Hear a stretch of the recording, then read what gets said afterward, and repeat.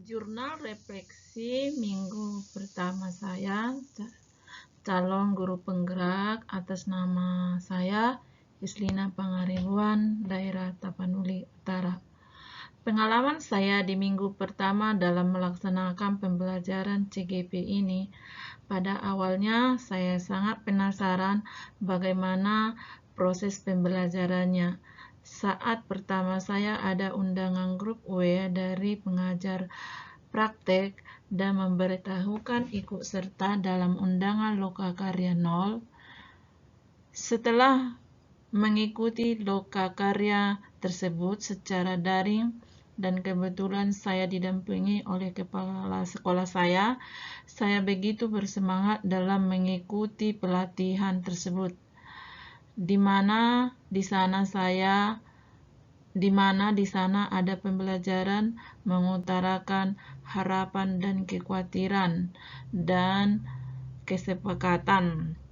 Dan yang saya tuliskan pada saat itu, yang menjadi harapan saya adalah selama proses pembelajaran lokakarya, saya sebagai calon guru penggerak berharap didampingi oleh pengajar praktik dalam menyelesaikan semua tugas-tugas. Sebagai calon guru penggerak, saya berharap bisa menjadi model bagi peserta didik saya dan teman sejawat. Dan kekhawatiran saya yang saya tuliskan karena kondisi tempat tinggal saya khawatir ada kendala dalam menyelesaikan tugas disebabkan oleh jaringan yang kadang tidak bersahabat. Diharapkan ada dispensasi karena di kondisi di rumah saya, tempat daerah saya sekarang, jika mati lampu jaringannya pun hidup padam. Dan pada saat lokakarya 0 tersebut ada kesepakatan dalam melaksanakan pembelajaran daring ataupun itu di LMS. Di sana antara satu grup, satu kelas A membuat kesepakatan adanya kedisiplinan waktu dan lain sebagainya yang harus diikuti selama pembelajaran tersebut. Pembelajaran LMS itu tidak asing lagi bagi saya karena saya adalah masih berstatus guru honorer. Saya sudah berpengalaman dalam pembelajaran LMS karena saya juga sejak Maret 2021 sudah ikut dalam pembelajaran guru berbagi dalam Ayo Belajar sebagai calon P3K, pembelajaran yang disediakan oleh Kemendikbud. Tetapi ada perbedaannya. Pembelajaran di dalam guru berbagi, di sana dituntut hanya belajar mandiri saja. Tetapi di LMS ini,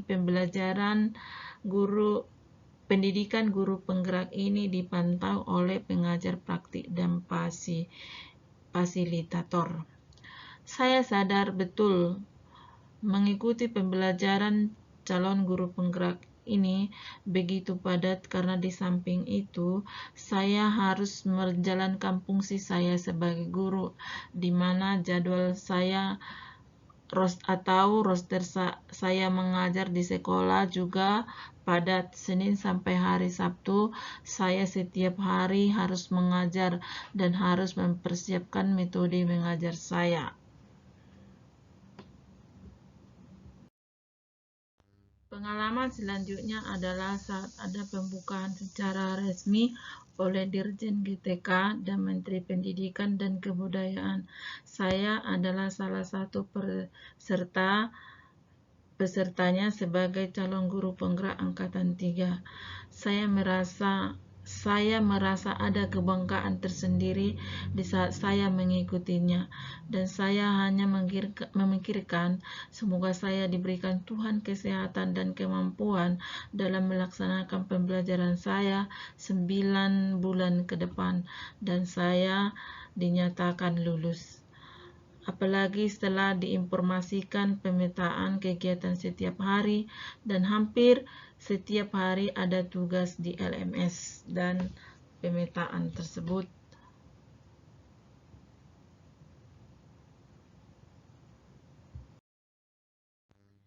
Sebelum pembelajaran dimulai, sebagai calon guru penggerak, pengalaman yang sungguh tak terlupakan itu saat akan menghadapi pretest. Jujur, saya salah persiapan. Yang saya persiapkan materinya adalah apa itu guru penggerak.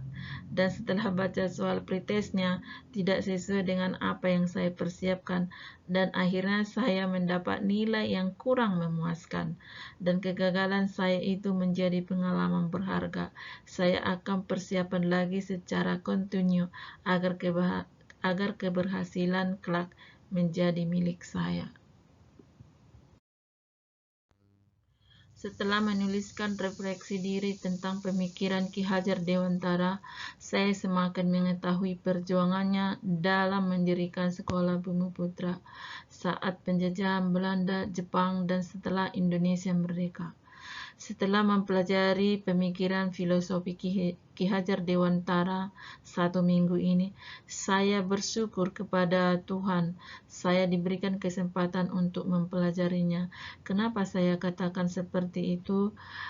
Memang selama ini saya mengetahuinya sangat sedikit, dan pemikiran konsep Ki Hajar Dewantara belum saya terapkan di tugas saya sebagai guru.